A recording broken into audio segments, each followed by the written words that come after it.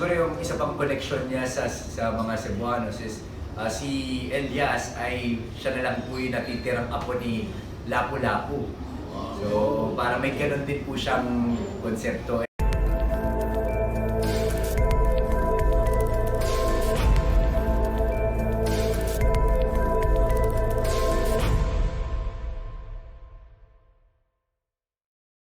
This is actually kung isasama po natin yung Encantadia, Sherlock, alias Robin Hood, naging part din po ako nun. Lolong and then Black Rider. Pang-lima po. Pang-lima. So all of those are action series? Siguro itong Black Rider yung pinaka full action talaga.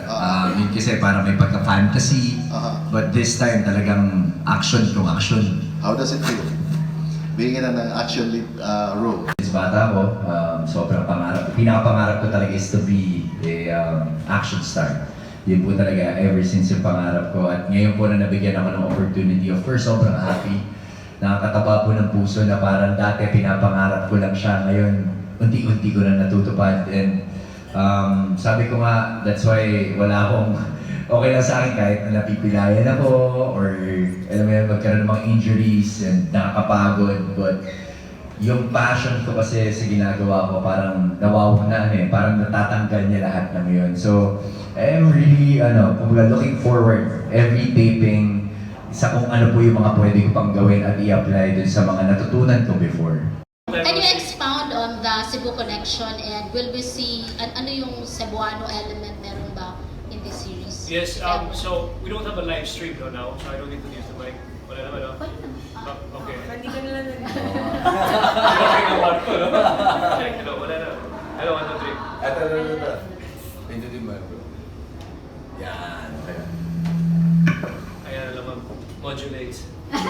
So our characters, Paeng Policarpio and Elias, kumbaga mga kababata sila diri sa Cebu. No, they lived a humble life here in Cebu, and then they continued their studies and their career in Manila. Kumbaga si Paeng, my character, became a police because his father is the chief of police, so he followed that footstep. Si Elias naman, naging rider, delivery rider. So, ibang career, ibang mga mundo nila, but their friendship has always stayed strong ba because of their Cebu values. Diba? And dagdag ko na lang rin po, ma'am, siguro yung isa pang connection niya sa mga Cebuanos is si Elias ay siya na lang po yung natitirang apo ni Lapu-Lapu. So, para may ganun din po siyang konsepto. And kung napapanood niyo po yung first few episodes ng Black Rider, yung kalaban, which is yung Golden Scorpion, meron siyang malaking parang statue.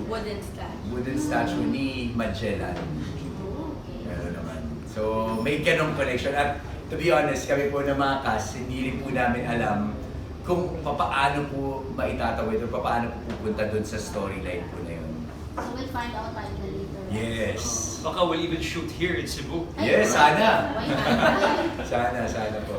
For Ruru naman, we saw you evolve from being a runner-up in the talent search until now that you have your own title. How has your journey as Kapusip been so far? Grabe. Siguro, masabi ko po na talagang from scratch po talaga eh. I mean, nagsimula po ako sa reality show na isang competition.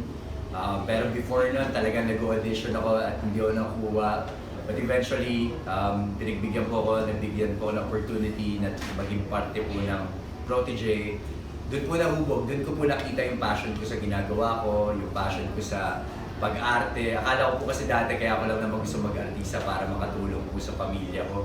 Pero nung nandito na ako, I realize na meron pa palang higit doon at yun yung passion na nahanap ko po dito. Iba yung pakiramdam na parang nakakapagbigay ka ng inspirasyon lalo-lalo na po sa mga kabataan. So, in every projects na ginagawa ko, parang I'm just very happy at maswerte po ako na lagi po nila akong pinagkakatiwalaan. Hindi po nila agad ako binigyan ng lead role, hindi po nila agad ako binigyan ng title role. Kumbaga pinaranas po nila sa akin step by step.